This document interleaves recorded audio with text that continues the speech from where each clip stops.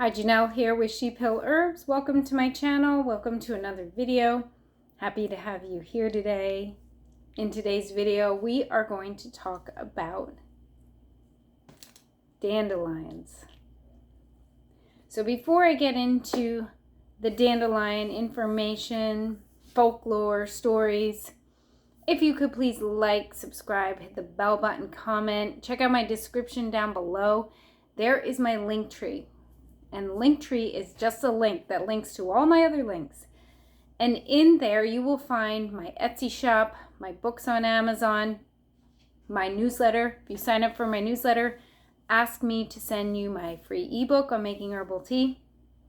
And then I have a whole bunch of other links, programs I recommend, like Rosemary Gladstar's program on herbalism, Jake Ducey's program on rewiring, reformatting the second mind, your subconscious mind, and a whole bunch of other good links in there. So check that out.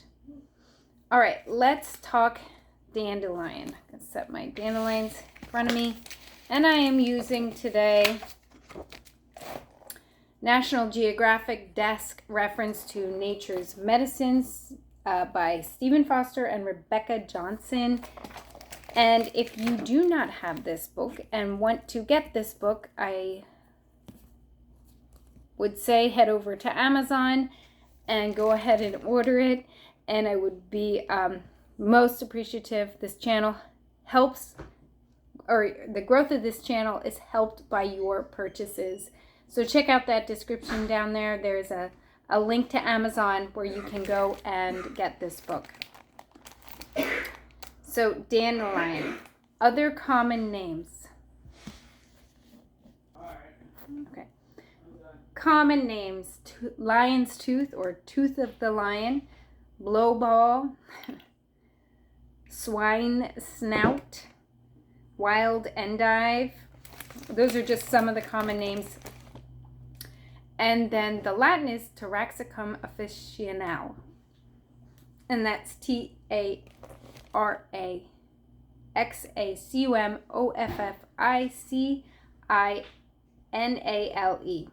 So for this plant, all the parts are used. We have our leaves, our flower, and the root. And I want to say it's not often that we use every part of the plant, but for dandelions we do. For most people, dandelion is little more than a common and annoying lawn weed. But in the history of herbal medicine, dandelion has played no small role. Although its medicinal values were recognized by the ancient Chinese, dandelion did not become a part of Western herbal medicine until the 10th or 11th century, when it was introduced into Europe by Arab physicians. The French called it dandelion, or lion's tooth, in reference to the deeply jagged shape of the plant's leaves. So, there is not a person in Western culture who does not know this plant. I would say, gosh, it's one of the most well-recognized herbs.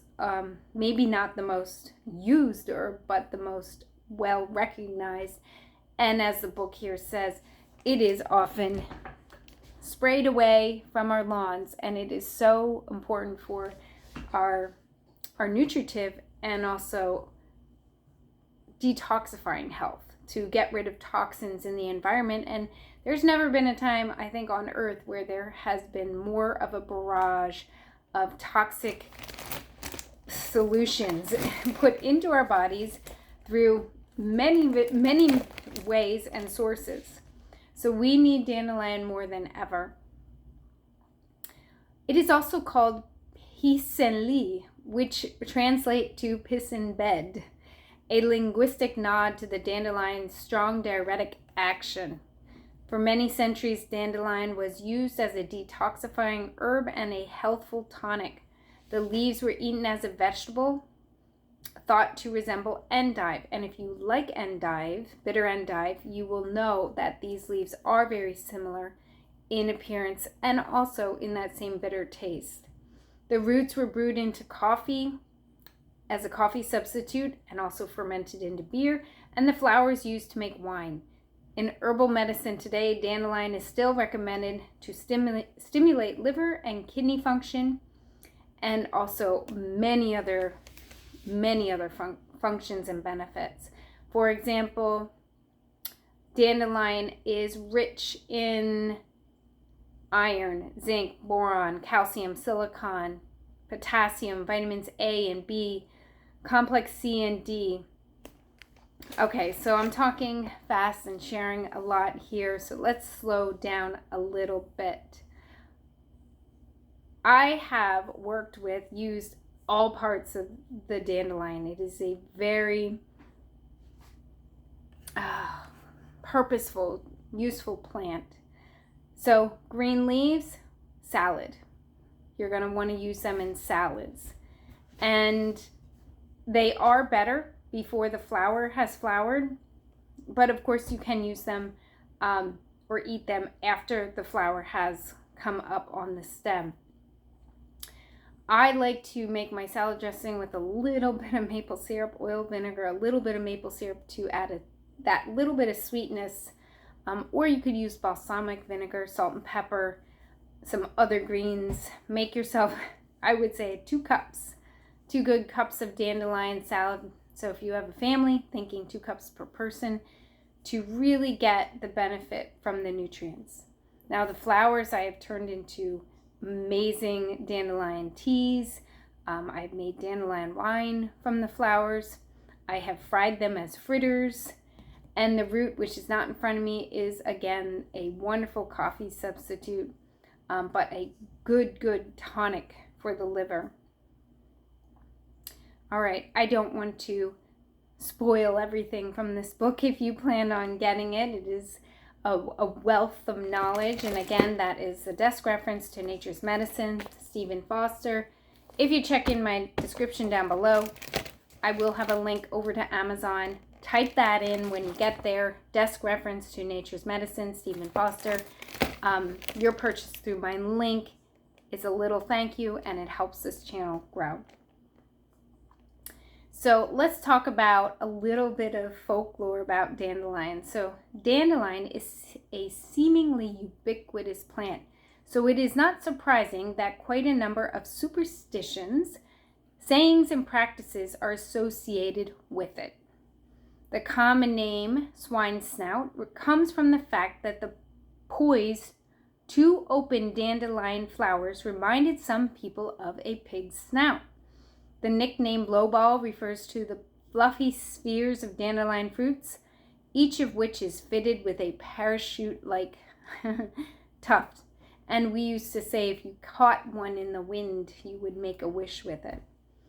Making a wish, yep, that's right here, oh my gosh. Making a wish on a dandelion seed head is a common custom.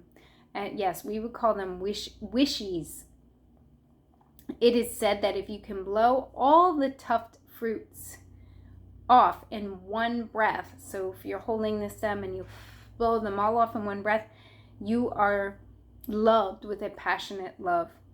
If some remain, however, your lover has reservations about the relationship. So yes, superstition, but fun nonetheless.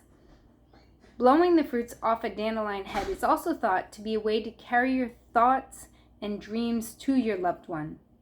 On a different note, the number of breaths it takes to denode the seed head was supposed to give the time of day. The flowers were time tellers.